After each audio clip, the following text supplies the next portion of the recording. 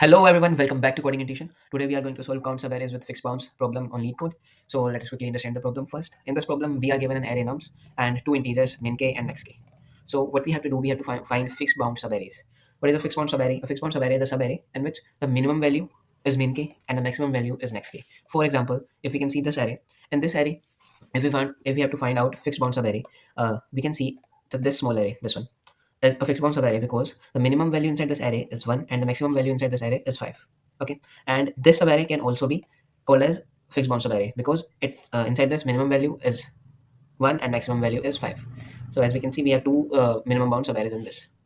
So now let's just quickly jump to the solution and see how we can solve this. Firstly, we will discuss of n square solution and then we will optimize it to of n solution. So let us just quickly jump to the whiteboard and see how we. So now let us just quickly understand of n square solution. So in the solution, we will trying to see each and every subarray and we will see if that is a fixed bound subarray or not. Okay.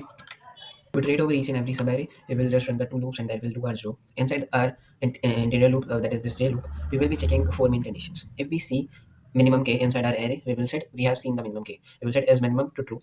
And if we see maximum k anywhere inside our array, we will set as maximum to true.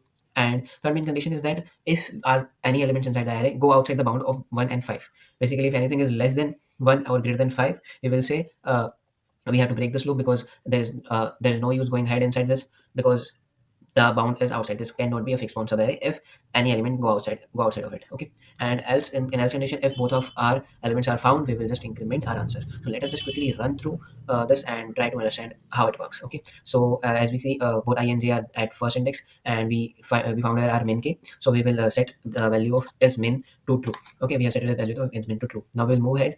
Okay, in this case, the 3 is not equal to any of them, so we will move ahead again, and we see 5 is equal to max k, so we will set is max to true. Okay, now as we move before we move ahead, now in this loop we have is min and is max both set it to true, and when we check the condition, if both of them are set it true, we will increment the answer. So here we have incremented our answer to 1. So now as we move ahead, both of our values are set it to true, so we will increment the answer by one more. And as we move to 7, we can see that the 7 is outside the bounds, it is greater than 7, so we will break our loop and we will jump to the next iteration. So in next iteration, I will come to 3 and j will come to 3. Okay, so in each and every iterations now, our loop will break at 7, so there is no use of iterating over them. So let us just quickly move when I will come to 7. Okay, and from here let us start now. So first of all, in this case also we will check that j is equal to 7 and we will break immediately. So let us move to the next condition now.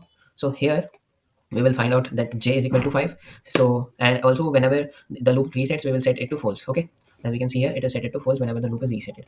So whenever we go inside the I loop, it will always set them to false. And now inside the j loop, when we find our maximum value, we will set the as max to true. Okay, and now again we move ahead with j. So j is equal to 2, but our s min is false now, so our answer will not be incremented and neither we break because it is inside the bounds. And now we move ahead j to 1, we find out our minimum value, we will set it again to true, and this time both of them are true, so we will increment our answer. So now our answer will be 3. So that is a very intuitive solution. Of n square solution is very intuitive, and this will help you to understand of n solution very much better. We just have to find a way to don't use this I, because basically we just have to find a way how can we decide from where to start our subarray, so that we will be reducing in of n solution, and there is a formula for that and I will be telling intuition behind this formula. So let us just quickly move to of n solution now. So in of n solution, we have to keep the track of three indexes. The first index we have to keep track of is the minimum index, where we find our minimum k value, and second index is where we find our maximum k value, and third index if we have found any bad value. And as we know, there can be multiple bad values and multiple good values in this, so we will keep track of all these three values. And how we find our answer, we will just add to our answer the minimum of the maximum index and minimum index minus the bad index. And how we came up with this formula, I will explain that in when we go through the one example. It will be very clear what is the intuition behind it. So let us just quickly go through an example. So our first value inside our array is 2, so we will check all of these three conditions and it will go in nothing, so we will see no values. And our answer, and here we have added a check for maximum of 0. So in this case, -1 and +1, so answer will be 0 here. So the maximum of 0 0 is 0, so answer will remain 0. So until we find maximum and the minimum, our answer will stay 0. So as we now move ahead, we have found out our minimum, so the value of our minimum is set to we found our minimum at first index, so we set it to 1. Okay, and now again we check this. So in this case, the minimum of this is minus 1 again. So again nothing will happen because minimum of minus 1 and 1 will be minus 1.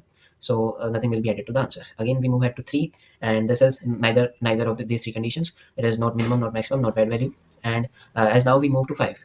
So here we find out the maximum value. We find out the maximum value at which index? We find out the maximum value at third index. So we will update it to 3. So as we found out the maximum value at third index, now let us see what this formula is doing. It is finding out the minimum of the two, where we find out maximum and the minimum. So we find out the, so we will see the minimum of these two values. So the minimum of these two values is 1. So basically the first thing here will come is 1, and we will subtract from 1 something that is which is our bad idx, and for now our bad idx is minus 1. So minus minus will go plus, and we will plus 1 into it. So our answer will for now become 2. Okay, so how does we know that we are going to make two subarrays up till here? So as we can see, we have two subarrays up till here, 1 3 5 and 2 1 3 5. Okay, so the intuition behind this is that whatever is a minimum value among these up to there is certain that this is our worst array, and before that how many elements occurred before that. So let us say we are considering an example in which any bad value is not occurred. So before this, how many values have occurred? What is the index of this? So let us say if 1 was at this index and 3 was here.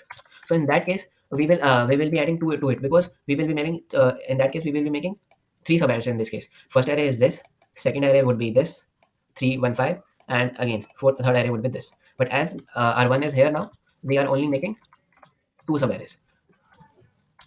So I hope that makes the intuition very clear, that whatever is the index of this guy, how it indicates that the index of this guy indicates that how many elements have occurred before this. Okay, so if this was at this index, the two elements have occurred before this, and both of them can come in their respective subarray one by one, and one is added as by bad index would plus 1. So one is added for the itself for this array, and one is added for this too. If there was more elements behind this, so the index of one would have been something else, and that would be added to this. So that is basically the intuition behind this formula. I hope that make it very clear. So let us just move ahead now. So as we move ahead, we have values and 1 3 and this. So this time what will be what will happen is, as we can see, the minimum of these is 1 and bad idx is minus 1. 1 plus 1 is 2. So that makes our answers to go to 4 now. How it is becoming, adding 2 more elements to it? Basically one subarray is this and other subarray is this. Okay, so I hope that makes intuition more clear now. Now we move ahead. Now we have a bad value. So now we'll update the index of bad value here. So the index of bad value is 5. So as we have updated the index of bad value, this will make one thing very obvious, that before this, before this we cannot include anything in our subarray. Everything after this can become a subarray if we have required values after this. But before this, nothing will be added to our answer, because the value of our negative element in our formula is more now, and the values of our positive element would always be less. When the 3 and 1, basically the minimum of them is 1, will always be less than this bad value. So whenever a bad value occurs, it we can always say that before this we nothing will be included in our subarray. So now let us move to next index, which is 5. So now we will update the index of our maximum idx. So our index of our maximum idx becomes 6.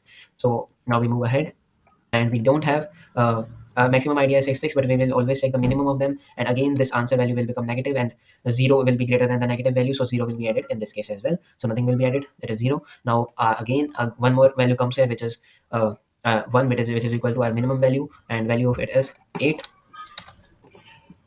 So we will see the minimum of these values.